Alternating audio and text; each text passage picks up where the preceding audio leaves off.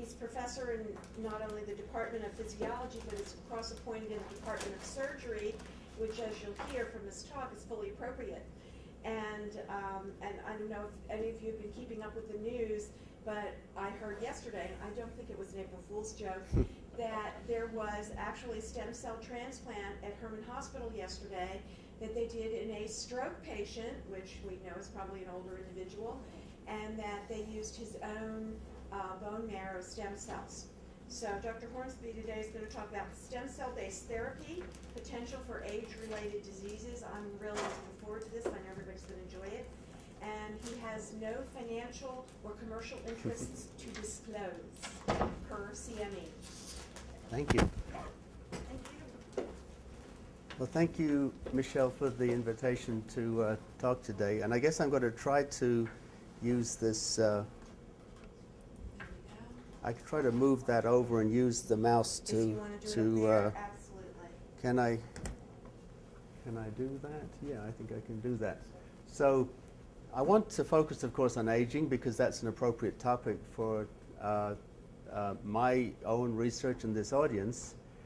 The idea of using stem cells as therapy or cell-based therapy is an idea that's been around for a while now. It keeps coming up and it keeps on getting discussed, and usually in the future. The idea is still mostly future. Just a little bit, as Michelle actually mentioned, is being used, and those are mostly with existing kinds of cells that we understand quite well, like bone marrow derived cells. But I'm going to concentrate on the potential for really deriving embryonic stem cell-like cells, and what is the potential for using those as therapy, what would be the problems also. So first I would like to introduce the people in my lab, who, as you can see, all look a lot better than I do in this picture. A lot of the work today was done by Yahong Wu, who is a visiting graduate student. She's actually a graduate student from in a Chinese university, but she's visiting in my lab. And another project I won't talk about today is an ongoing project, another big project I have on this fascinating animal called the naked mole rat. But that's something I won't be talking about today. And I have other things going on. But today I want to focus on the area that includes stem cells and is more general, even more broadly, called regenerative medicine. And the idea is of using what we can know from basic science and from translational medicine to apply to eventually getting a good clinical output, which means that we want to be able to replace something that's been damaged by disease or possibly even aging itself in a patient. But instead of starting with a drug or a medicine or a prosthesis perhaps, we actually start with cells. And that is essentially cell-based therapy. One of the things we've got to do, though, is to make sure we're only transplanting the kind of cell we want. Eventually, we have to transplant either neurons or a neuronal precursor, or maybe we want to use skeletal muscle cells or a precursor, cardiac myocytes or a precursor, and so on. Maybe we have to do something called tissue engineering, which is we have to combine those cells with some kind of a structure in order to get a good result. Perhaps we don't. Perhaps we can inject them loose. Perhaps, for example, in the case of the brain, we may be able to inject them directly into the central nervous system. This diagram then sets the general area that I'm interested in. So why would it be interesting in the context of aging? First is that, as I think everybody would realize, that older individuals are going to be a major target population for many of these kinds of potential therapies.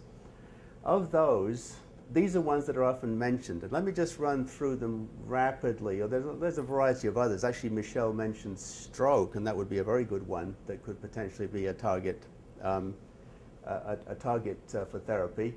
Parkinson's disease is probably a very likely one, because in that case, we need to provide cells that are making a lot of neurotransmitter, dopamine, in a small volume of the brain, and they don't have to make very complex connections with other neurons. On the other hand, although Alzheimer's disease is often mentioned as a potential for cell therapy, I think it's very unlikely within the foreseeable future, because you'd have to transplant a very large number of cells, or else you'd have to have them divide and go where they were supposed to go. And they've got to make a lot of new connections in order to restore the function of the cerebral cortex. This seems very less likely.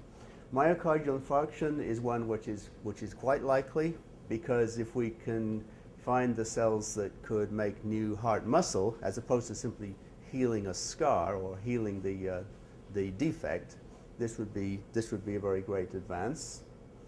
So the second, in the context of the biology of aging, is the idea that patients should serve as the source of their own cells. This is not the only model for this, as you probably know. One of the models is that perhaps we have various lines of kind of what we might call off-the-shelf cells that have been qualified and can be used, but they wouldn't be from the patient. But the other model is perhaps we can take the cells from the patient, reprogram them into something that is useful, and put them back into the same patient. And this has been done in experimental animals, never yet done in humans. We're waiting to see how long it would be in humans. And if we do that, then the fact that we're going to take these old cells, they're going to be aged cells, because they're going to be from an old person. Even if it was from a young person, they'd still be aged, essentially. Even from a 10-year-old, they're 10 years older than they were when they were embryonic. So can they be reprogrammed properly in that way? Some basics then, and I want to mention then the basics between the stem cells, which are called embryonic stem cells, and similar kinds of cells, which I'll mention a lot today, called induced pluripotent stem cells. Well, I'll come to those in a minute. Versus somatic stem cells, or what are often called adult stem cells. Let me start with the adult stem cells, or what would be better called somatic stem cells. The reason why is because they're not really adult at all. A child, a newborn, has these stem cells, so not really appropriate to call them adult. But that's what they're often called. They're somatic stem cells. And they exist everywhere in every tissue of the body, and they have some kind of developmental potential. The key thing about them is they're able to divide with the ability to give rise at least to one of the daughter cells, at least one, is the same kind of stem cell. And other cells can be more differentiated and go on to produce all of the tissues of the body. The embryonic stem cell, which is derived from the inner cell mass of a blastocyst, is in many ways an artificial construct. Although the inner cell mast cells, of course, exist in a blastocyst, they don't persist into the adult. They go on to differentiate into different lineages. But if you isolate them, you can keep them in an undifferentiated state in culture, and they can undergo an exponential cell kinetic division in which they give rise to an exact copy of themselves. In fact, we know in the case of the mouse that they can divide for literally thousands of times and still give rise to a completely totipotent embryonic stem cell that can actually give rise to an entire organism. So the way in which embryonic stem cells are developed, and I'm going to distinguish this from induced pluripotent stem cells, is that embryonic stem cells then have to be derived from an embryo. And from an embryo, almost all of the cases, in fact everything that I know in which embryonic stem cells have been derived via artificial fertilization. So it requires a certain degree of technology, either in case of the human or in the case of the animal, to get to this stage. One of the importance of that is that there are many animals for which, for practical reasons, we will never be able to derive embryonic stem cells because of the lack of the appropriate underpinning reproductive physiology and availability of the animal. For example, supposing you wanted embryonic stem cells from the chimpanzee, and that would be very useful for many reasons. But chimpanzees are no longer experimental animals, and certainly we don't have the reproductive physiology to do in vitro fertilization and to make embryos. So I will tell you then about induced pluripotent stem cells, which turn out to be equivalent to this but bypass this traditional method of making embryonic stem cells. Of course, after they're grown, then we know that we can get them to differentiate into many different kinds of cells. I'll mention the beta cells of the pancreas, which is another target cell for treatment of type 1 diabetes. In the case of human embryonic stem cells, we need to find out their developmental potential And we need to do it in a way that doesn't involve trying to put them back into a human being or anything like that, both for practical and ethical reasons. And I want to mention this assay because it's one that you'll see later, called a teratoma formation. And that is, the cells can be injected into an immune deficient animal. This is a skid mouse, but we can use other kinds of immune deficient animals. In this case, they've also injected them into the testis, but that's just one site. It doesn't have to be. They can be injected under the skin, into the kidney, and so on. And then they will form a benign tumor called a teratoma. And this teratoma will be full of every different kind of tissue in a mixture, in a random jumble, pieces of skeletal muscle, pieces of something lined with some kind of epithelium. It's a what? A tooth. Well, there you go. It's a tooth. Well, that's okay. Great. Excellent. And actually, if you go through the teratoma and you can count up the different types of tissue and how many different types of tissue, and over time, people have shown then that human embryonic stem cells can give rise to every single tissue of the body just by a process of counting all the different things that can form a teratoma. So let me turn then to the work that I'm most interested in and we've been doing in my lab, called induced pluripotent stem cells. And this was the first paper published in 2006. And this field is still very new. It's only 3 years old. It's only 3 years old, and yet at this time, I'd say there are literally hundreds, if not thousands, of labs pursuing these things around the world. And why did it cause so much interest? Well, first it was done in the mouse, and what Dr. Yamanaka did was to take the fibroblasts, these are from the skin of the mouse, and reprogrammed them into something which was exactly equivalent of an embryonic stem cell, but because it actually did not involve going through an embryo, no embryo is involved in it, we call them induced pluripotent stem cells. This is a mouse that is derived from an induced pluripotent stem cell. So the cell from the skin, so that the trajectory is skin, induced pluripotent stem cell, back into a blastocyst of a control animal, producing what is called a chimera, which is a mixture, which is an animal which consists of tissues derived from two sources, the endogenous blastocyst and these induced pluripotent stem cells. And then those animals can be bred. Many of the cells will go into the germline, and then if you have germline cells, you can breed the mice together, and then by this time you have a mouse which is entirely derived from the skin fibroblast. So when this was made public in 2006, this was the headline in Nature, Simple Switch Turn Cells Embryonic, and it said, it's unbelievable, just amazing, it's like Dali, it's that kind of accomplishment.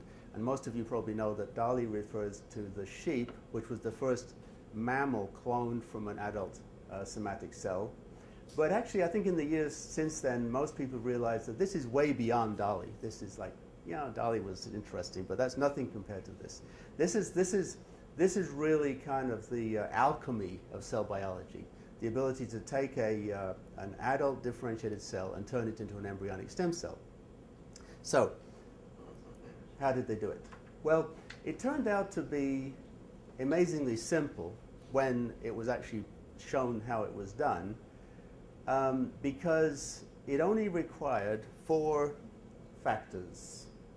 And if you had asked most cell biologists, okay, so in 2005, do a survey. Next year, somebody's going to publish a paper which will show that you can put in a defined number of factors. These are actually transcription factors, and you will be able to make somatic cells into embryonic stem cells. How many factors would you bet would be involved? And most people would probably have bet into the hundreds. The fact that it was only 4, and of those, in fact, we now know that probably really only 2 are really essential, just was kind of an amazing thing.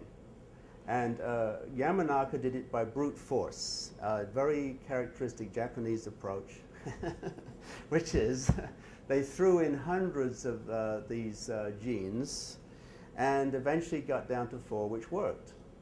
And you can take a differentiated cell, put in these 4 transcription factors. They use retroviruses to express them. They can be expressed from lentiviruses or from plasmids or from adenoviruses. There are a variety of ways to express the genes, and they will make cells which are induced pluripotent stem cells, which are the equivalent of embryonic stem cells, in that not only that they can make a whole mouse, which is a really exact criterion of pluripotent, totipotent, but they can also differentiate in vitro into any kind of cell. So then you can go from fibroblast to here, back to neuron, for example.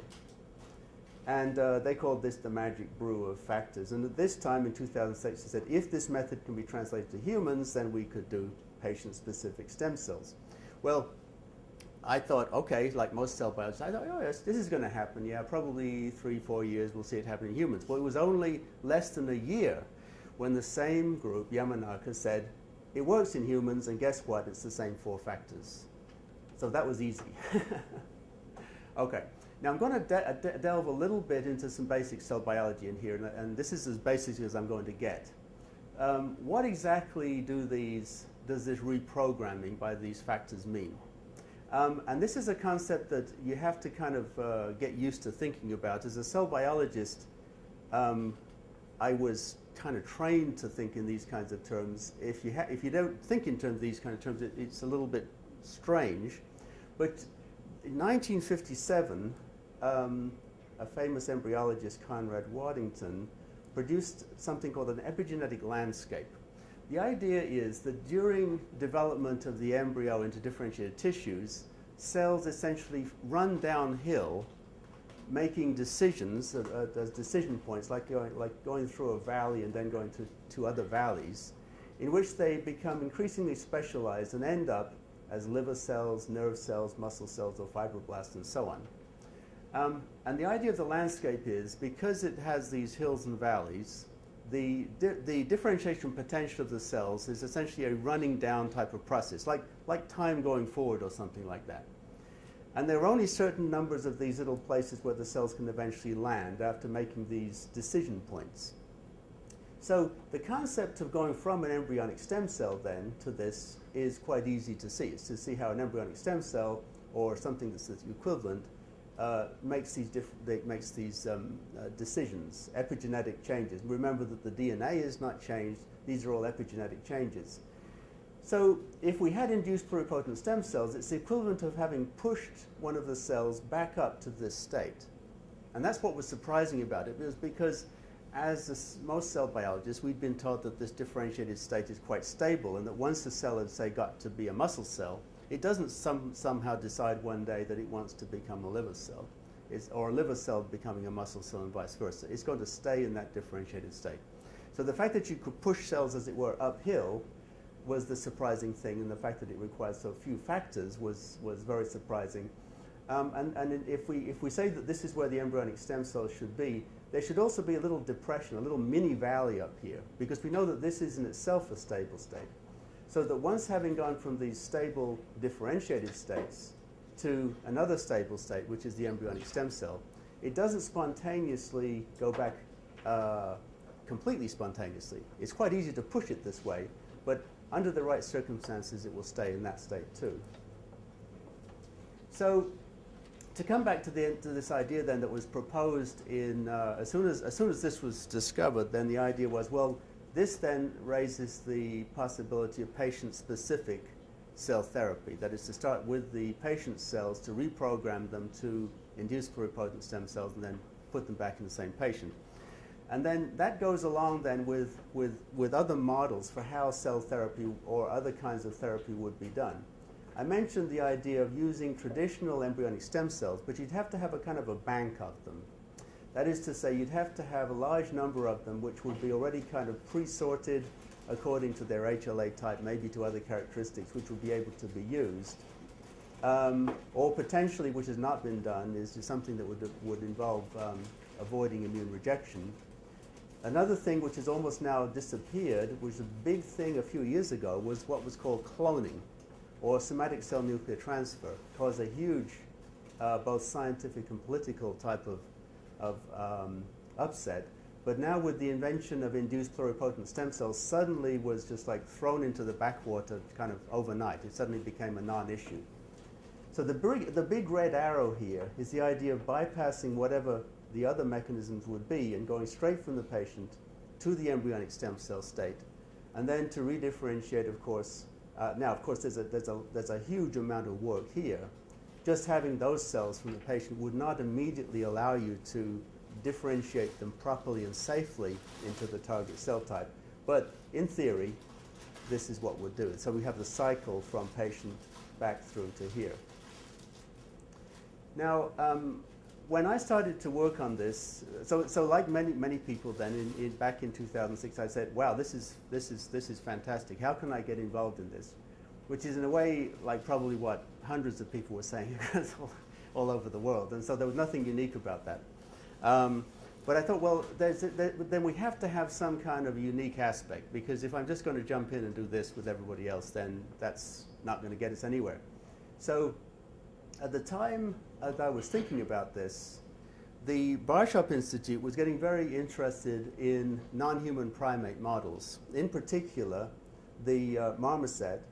And Alan Richardson had recently recruited Suzette Tardif from the Southwest Foundation, and she is one of the world's experts on the marmoset. And we now have a barrier colony of marmosets in the building that I'm in, and I think it's the world's first barrier colony of marmosets. So it's pathogen-free marmosets. And why the marmoset? The idea was to have a non-human primate model in which anti-aging therapies or other kinds of therapies could be tried, so to make it a little bit more relevant than rodent-type work. And the marmoset then would have another advantage. It occurred to me, and that was that we could truly do this cell therapy on the same animal. We'd never be able to do it on a human until we showed that it can be done on an animal.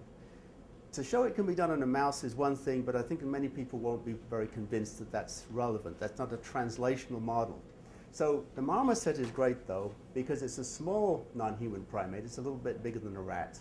We can take the cells, we could potentially reprogram them. And then there are good models in the marmoset, say for Parkinson's disease. There's a MTPT drug-induced Parkinson's disease model in the marmoset. And so this would provide a way to do marmoset patient-specific cell therapy. At the same time, I also started to work with Dr. John McCary at UTHSCSA, who was interested in doing this in the baboon. And there probably are other non-human primates that this could be done in.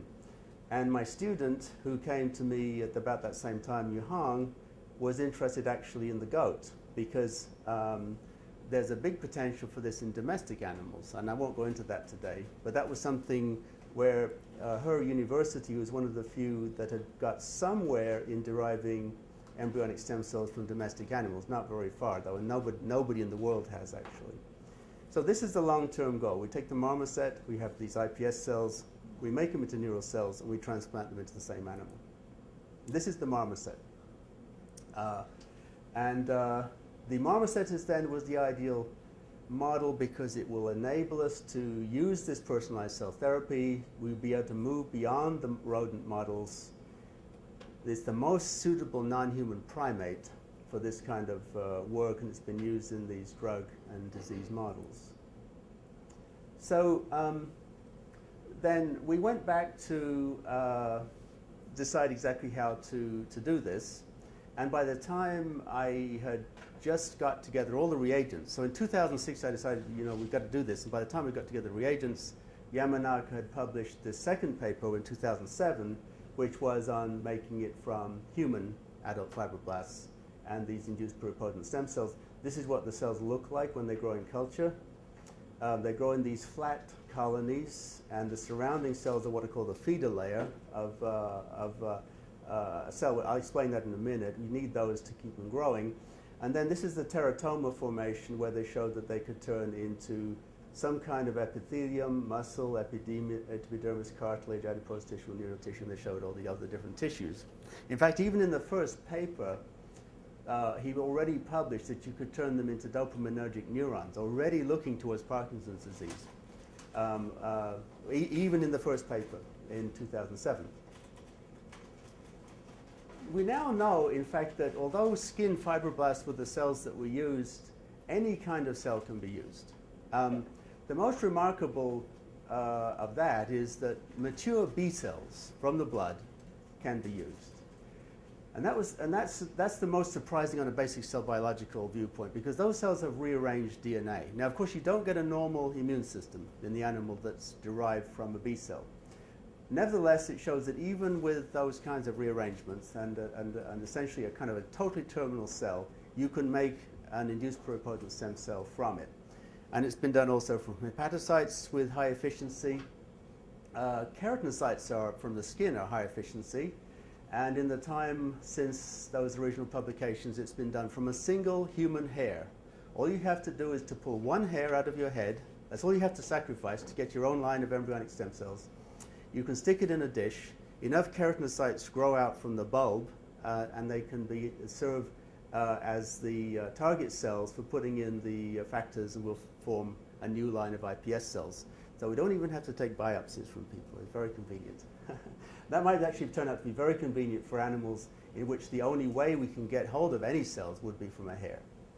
So these are the factors, and there are 4 transcription factors, 2 of which were known to be involved in embryonic stem cell biology for a long time, ARC4 and SOX2, and 2 of which were more surprising because, in fact, they'd mostly been associated with cancer, KLF4 and c-MYC. Retroviruses were used to put the genes in initially. It's now commonly done with lentiviruses. There's slightly different technology. Also, every week or month that goes by, people have managed to do away with a little bit of the genetic programming entirely, so that we'll actually be able to use totally drugs. I think within a year or 2, you'll be able to do it by a drug-based method without use of any genetic manipulation. But we used the retroviruses because that was based on the vector that Yamanaka had developed, and we got the same ones. And we took primary human, and to start out with, we took primary human fibroblasts and also a human embryonic kidney cell line, which was a useful tool. And we had to find a way to infect the cells at very high co-infection efficiency, because you need all of the factors to be expressed. And then you replate the cells and you wait to see what happens. And after about 3 or 4 weeks, you start to see small colonies with an embryonic stem cell-like morphology. I won't say anything more, by the way, about the marmoset cells today, except to say that we think we have the induced pluripotent stem cells from the marmoset. And it's too new, though, for me to really say too much. It looks pretty good, though. But today I'll just talk about some of the human work. So the first thing was we had to get a very high co-infection efficiency. And this is not that trivial. And if you read between the lines in the literature about how people do this, there are various kind of tricks. And we used a combination of 2 tricks. One was to do a process called spinoculation, which is why the virus is centrifuged down in a carrier onto the cells. And the other one is to concentrate the virus, and then we concentrate it by a process called flocculation with polybrine, which makes a polybrine virus complex, which can be centrifuged at relatively low speeds. And when you put the 2 together, it's highly effective. And we showed this by using 2 model viruses, one encoding a green fluorescent protein and the other a red fluorescent protein. And you can see that these other methods with unconcentrated virus, most of the cells are either red or green.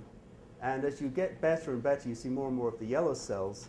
And with this combination, we got about over 50% of them were red plus green. They were co-infected. But now you actually need to get co-infected with all 4 factors. So it's not entirely trivial to do that. We decided for human cells to use the BJ fibroblasts because it so happened that that was one of the skin fibroblasts that Yamanaka had used. And he didn't know it because I probably wasn't interested, but my next door neighbor, Dr. Olivia Pereira-Smith, in the same building where I am, was the originator of the BJ cells. And actually, BJ actually stands for the patient's initials, in contradiction to all of the proper rules. There is a Mr. BJ, and we know who he is. But Olivia derived these fibroblasts from the foreskin. It was a very good source of fibroblasts. grew some and deposited them in a repository called the HHS-HRSA, American Type Culture Collection, and that is where Yamanaka had purchased them from and had reprogrammed them. So they kind of went all over the world. They went to Japan, and now they're coming back all over the world as iPS cells. So we took the very early passage of BJ cells and we affected them, and then we looked for these little colonies. And what you see is this is a colony photographed over a 4-day period. This is on one day, the second day, third day, fourth day. The remarkable thing that we saw was that when we started to see these little colonies appearing, how rapidly they grew. That they grow at a rate that was faster than any kind of cell that I'd seen before. And so that was good news, because now we said, oh wow, this is great, because these things are growing like crazy. Then it was very easy then to get kind of overconfident, because then we started to see lots of bad news, which I'll explain in a moment. They're not that easy. Now you'll notice that we had around the cells this fibroblasts. These are actually what we call inactivated fibroblasts. That's just a kind of a shorthand, meaning that they have been either irradiated or treated with mitomycin C, and they can't divide anymore. And they form a feeder bed for the embryonic stem cells or the iPS cells. And we also have to give them a special type medium. And then we need to figure out then how to test them that they are in fact iPS cells.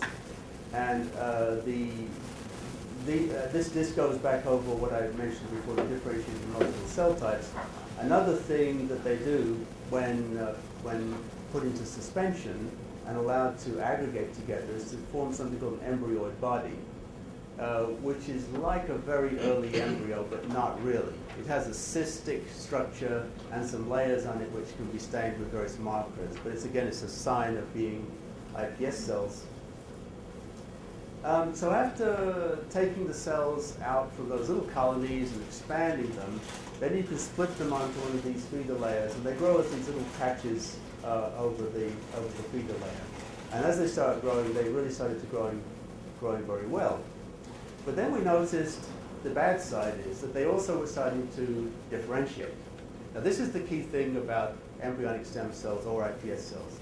It's a constant balance between maintaining them in the undifferentiated state and not allowing them to differentiate. They will spontaneously differentiate, and they spontaneously differentiate into various kinds of lineages, most of which are not really obvious to see what they are, except you know they're no longer embryonic stem cells, and you see all over you, if the dish is not working well, then all over the dish they will be turning into something else. This is one of the common things that they start to do. They start to make these little processes, and my guess is that they're heading into something to do with neurons. They don't quite, in terms of spontaneous differentiation, they never quite make it that far, but I'll show you that they form longer and longer processes, and they start to fail to grow, so the cells start to look bigger, and then they start to do this, where they start to really kind of stretch out, and you say, oh, well, you see another one going over here. So this is, although it's extremely exciting to be able to grow these things, it's been very frustrating, and as somebody experienced in cell biology, I've been growing cells for a very long time. I won't say exactly when. Luckily, Michelle didn't mention when I got my degrees and PhD, but anyway, it's been a long time. And these have been the most interesting cells, I have to say, we've ever grown, but also the most frustrating, the most difficult cells to grow, and you can understand why they have that kind of reputation. Sometimes they will differentiate in another direction, like this. Possibly, you say, well, it looks like a kind of a fat cell. Probably is, but we don't really know. So we decided to try to get a little bit more systematic about finding out how to get them to document exactly what they'll do, and we used a aggregation type system called an agri-well, which is a little, which is a well that can, which is a well of a multi-well dish that contains multiple little pits on the bottom. Each pit can hold 200 or 500 cells. And so it can be centrifuged down into this pit and form tiny aggregates. And this is a way to form defined aggregates. And those could be plated. And we found that that would produce a variety of differentiated types when it was done. We could also plate out single cells and see what happens. They don't really plate on regular plastic. We can plate them on polylysine. And if we really prevent attachment, then they will form these embryoid bodies. And you can also plate the embryoid bodies after a few days, and they will do interesting things. So this is the way we just started to play around with their ability to differentiate, not in a very systematic way, I should say. This is just to see, kind of to get a feeling for what they were doing. This is what this agar well looks like. These are microscopic wells on the bottom of a well, and you can aggregate cells in them and then form defined aggregates. We found that under certain circumstances, we could keep them growing as relatively undifferentiated colonies under what we call feeder-free conditions. This is still a work in progress. It's been aided greatly by the availability of a commercial type of medium which has now been produced, which enables so-called feeder-free type growth. Once they're growing under feeder-free, it becomes a lot better to handle them and to get away from the necessity for the feeders. But under the feeder-free conditions where we started with, we noticed that, again, the parts of the colonies would start to adopt a different kind of morphology and different kind of structure. So sometimes they would form these enormous flat cells on the outside like this. And we're partly characterized these, and we can see some more down here. We think that they probably are a kind of a trophoblast. They certainly have the morphology of that. You can see that they have actually large numbers of nuclei, and extremely large compared to the rest of the colony. And they will form like this. And you can see here, I don't know how many nuclei, probably 50 or so. And they look like trophoblastic giant cells. Here's one. We noticed then that they would then become detached from the colony and form, and you see this is a single cell compared to these little cells. They're just enormous. And they seem to have an enormous number of nuclei in them. And we believe that they're trophoblasts. The other form of differentiation, though, seems to be in this form, which is the other common form of differentiation, appears to be in kind of a pre-neural form, in which the cells form what we think are essentially neurites, the beginning of going into, they may actually be a neural stem cell. They don't seem to go further than this stage, though. They seem to get to that stage and then don't go further spontaneously. Here you can see in another colony, they're going more to these type of flat cells. And it tends to be a colony by colony type of change. Either somehow the cells will decide one way or the other which way to go. Here you can see this morphology, most of them going in this direction. And here's a case, though, where we have one cell that's decided to go to this trophoblast, we think trophoblast type direction, and most of the other cells are in this neurite type forming direction. Here's another case where you have this mixture of different cell types. So those seem to be, in this particular lines of cells, we derived 5 similar lines. The predominant pathways of differentiation seem to be in these two forms. So looking back in the literature, we wondered then if embryonic stem cells had been described as having the tendency to differentiate into trophoblasts. And it seemed like yes and no. Not really very much in wild type embryonic stem cells. These are embryonic stem cells from the mouse, which had been derived with a deficiency in an enzyme called poly-ADP ribose polymerase, or PARP1.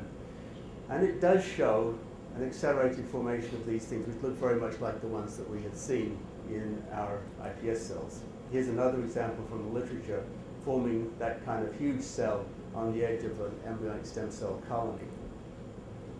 So we concluded then, based on this relatively preliminary type of analysis, that the principal pathways of spontaneous differentiation in these cells were to some kind of a neuronal precursor, possibly. There should be kind of a question mark there. Possibly to something like a syncytial trophoblast, a trophoblast giant cell. And both of these cell types formed when we take the cells off the feeders and put them under these non-feeder conditions. technical details here, they were more prominent when we plated the cells on the polylysine-coated dishes. And we noted then that trophoblast differentiation as a default spontaneous pathway of differentiation not really observed normally in mouse and human ES cells.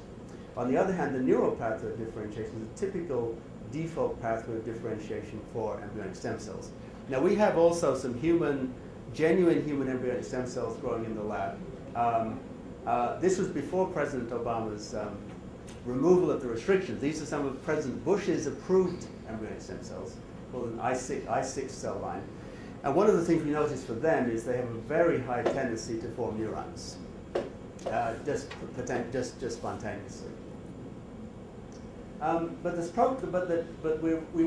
rather intrigued and continue to be intrigued by this potentially trophoblast form of differentiation, because that is something that happens in the early embryo. There is this decision made to go to the extra-embryonic tissues versus the embryo proper. And according to the exact state at which the embryonic stem cells become frozen, as it were, because they're kind of a frozen developmental state.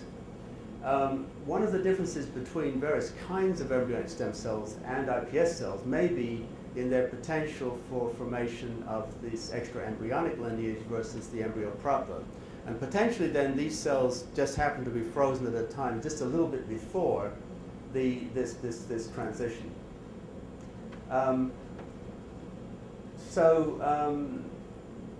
To summarize those previous observations from the literature is that spontaneous differentiation is not really observed, but one can do this induced differentiation to trophoblasts under different kinds of conditions. I won't go through them all, except to say that it's been investigated before and it can be done, but it isn't observed as a major spontaneous form of differentiation. So possibly these iPS cells are a little bit different from what has been seen before. That's something we're following up on. And one of the previous observations is actually shown here, in which you can plate. One of the ways in which they formed these trophoblasts was to take an embryoid body and to plate it, and then a layer forms around the embryoid body, which they call the trophoblastic layer, due to some of the markers. And at the same, they formed cells like trophoblasts. At the same time, they formed structures that were essentially blood vessels that formed from the embryoid body and grew out into the trophoblastic layer. Another way was knockdown of one of the pluripotency genes, OCT4, which we know is required for maintenance of embryonic stem cells in this totally undifferentiated state. If you reduce the level of expression of the OCT4, it also tends to turn cells into this trophoblastic lineage. This is another example of, in human embryonic stem cells, of reducing OCT4 expression and forming these giant cells. Yet another one was the addition of a factor, one of the factors which is known to be one of the morphogenetic factors that's involved in a lot of differentiation, both in embryonic cells and in differentiated tissues.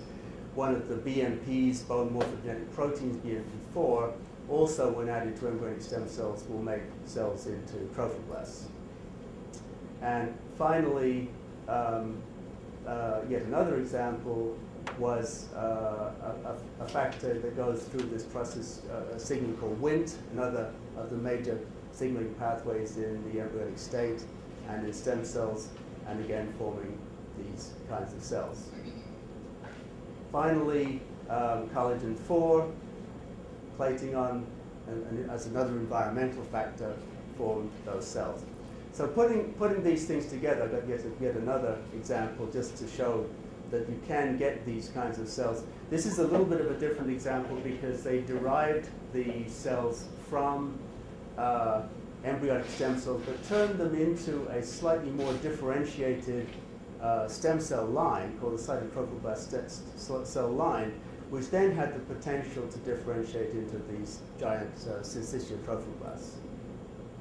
So to go back to our own observations, we just made a little bit more of an observation that suggested that we could at least see part of the process. We noticed that as we plated these groups of cells, aggregates, and they formed these structures on the side, that then they tended to get very large and move off to the side, and then they would actually leave, migrate, literally migrate off the end. So they'd form this multinucleated structure, and then they would migrate away as a multinucleated structure. And sometimes we could actually catch them doing that over time. Mostly we kind of caught them in one stage or another. Here's one that's completely left the edge of the colony, forming this multinucleated structure.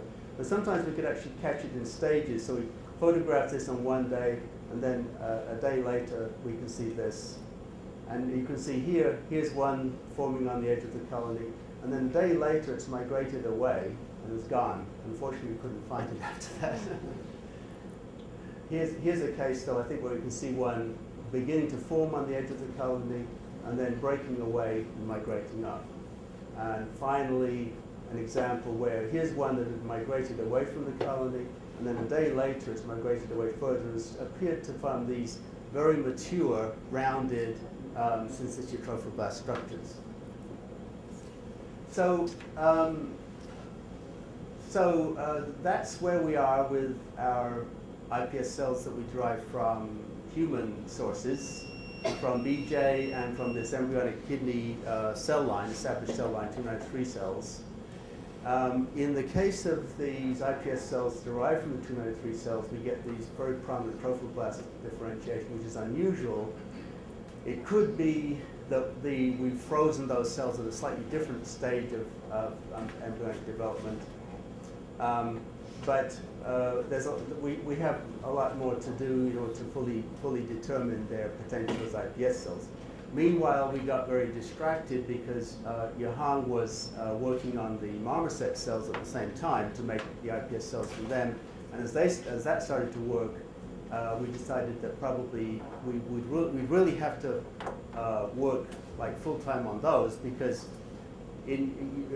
this kind of cell biology is very competitive, and if we're going to make any kind of headway, we have to really go for something that's going to be new. Now I think I'll probably stop there. There's another slight, kind of a slight offshoot of what I was going to say that goes off in a slightly different direction. But I think I'll stop there. It's not quite the same topic, and take any questions if you have some. What happened to the telomere length? Do they go back to the original longer? Yes, it does. Yeah. In the mouse cells, this was not really an issue because mouse cells already have long telomeres and have high telomerase activity. In the human cells, though, one of the genes that gets turned on, it's a gene that gets turned off in somatic cells and gets turned on again as they're reprogrammed to iPS cells, is telomerase. And then the telomeres become longer and the cells are immortal.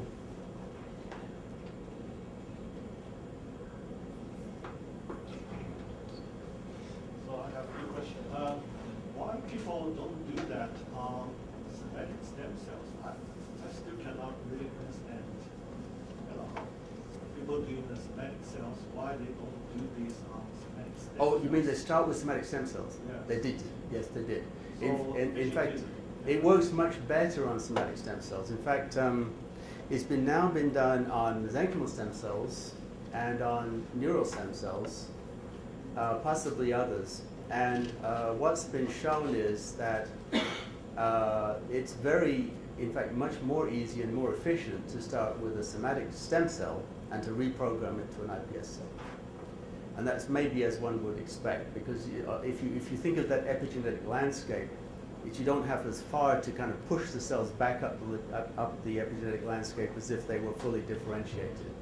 So it certainly works, and it certainly is one way to do it. On the other hand, if people are really thinking of how you would go about practically working with these cells from a patient, then if you could tell the patient, well, I could either take some of your bone marrow or I can take your hair, you know, it's the choice, right? Whichever. So they'll probably say, okay, well, hair then. Because I'm thinking about, using somatic stem cells probably make more sense using somatic cells.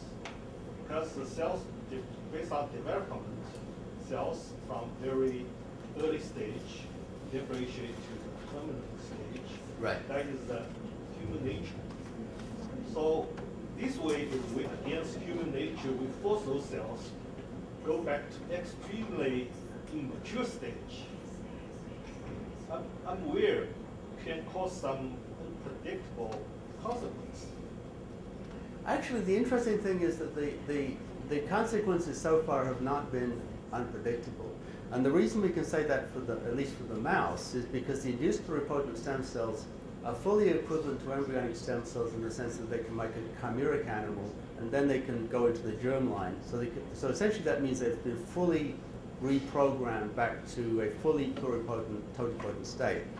We don't know that for human cells because we can't prove it in the same way, but by analogy, we think that it's the same thing. So I think, in fact, the interesting thing is that we don't get some kind of weird cell that's like a half fibroblast and half embryonic stem cell. Or, supposing we start from a mesenchymal stem cell. It doesn't retain the properties of the mesenchymal stem cell versus the embryonic stem cell, like halfway. We noticed this in our own experiments. The cells that we derive the cells from have certain growth characteristics. For example, they will grow on a plastic, they will have a certain medium they will grow in, and all those things. As soon as you reprogram them, it's as though they completely forget any kind of characteristic that they previously had. They become entirely different, almost like, as soon as they form into this IPS cell state. So they suddenly develop very finicky growth requirements and will die or differentiate and change just extremely easily. And we haven't seen any cases yet where the cell becomes like halfway. So these cells can form this kind of multinuclear kind of structure. Yeah, Which right. means cell can fusion together. Apparently, at least in the cases in the literature, this has been due to fusion rather than endoreduplication. Yeah. Is it any possible those cells can fusion with host cells? Most likely. I can't say for sure since we certainly didn't test that, but potentially we actually have to try to understand exactly what is happening there. But in the cases where people looked at this in induced when they induced human embryonic stem cells or mouse embryonic stem cells to form these syncytial trophoblasts, they could do time-lapse photography and show that it was by a process of fusion rather than by endoreduplication. But whether the cells acquired the ability then to fuse with any other cell during that process, then I'm not sure.